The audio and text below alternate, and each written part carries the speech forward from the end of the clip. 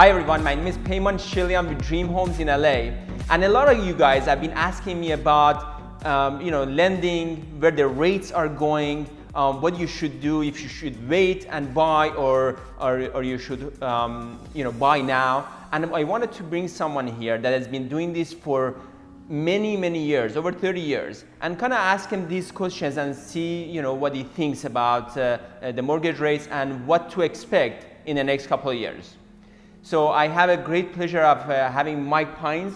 Mike, you've been doing this for what? Over 30 years. For over 30 years. I've seen a lot of changes in the Los Angeles area. I've seen a lot of changes in the banking industry, and we're headed into another cycle right now of transition. Yeah.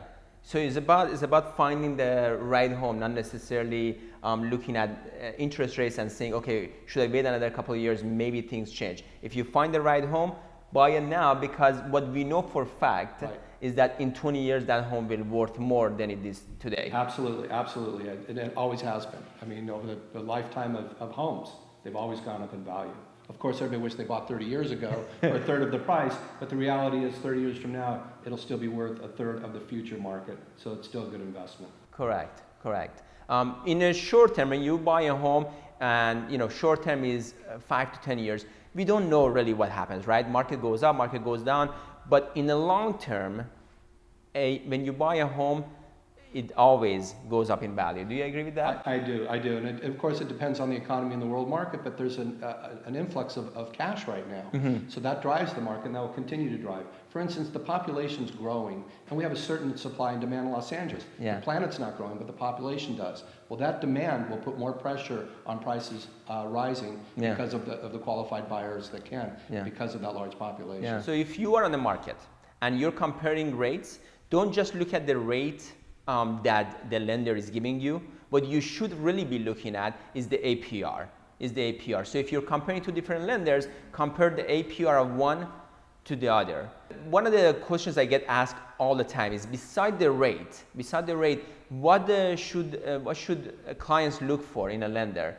And what do you think, Mike? What do you think the clients should look for in a lender? Because I know doing all these transactions throughout the years, some lenders just can't deliver. They overpromise and they underdeliver.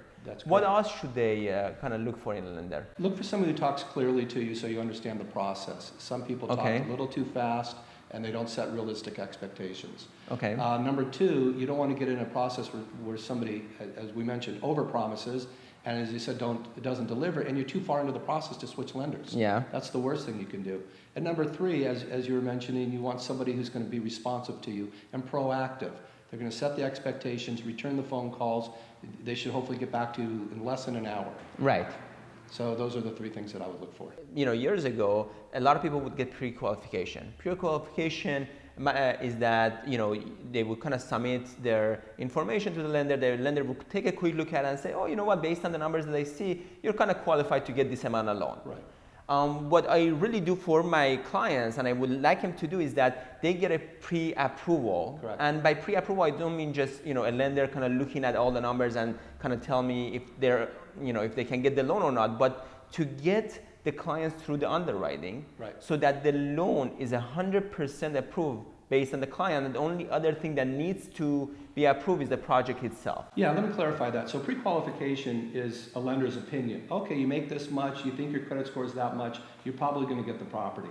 It doesn't mean anything to realtors. Okay. They want you to get the pre-approval.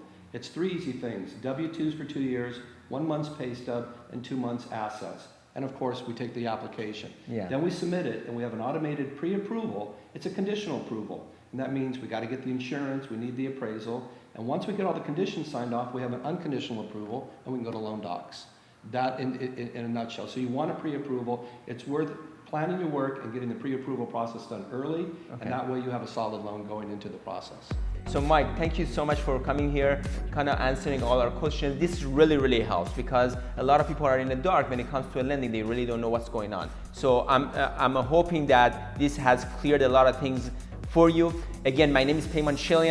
I had the pleasure of sitting here with Mike Pines to answer all your questions. And I would love to hear from you. If you think one of your friends can use this information, please feel free to share this video.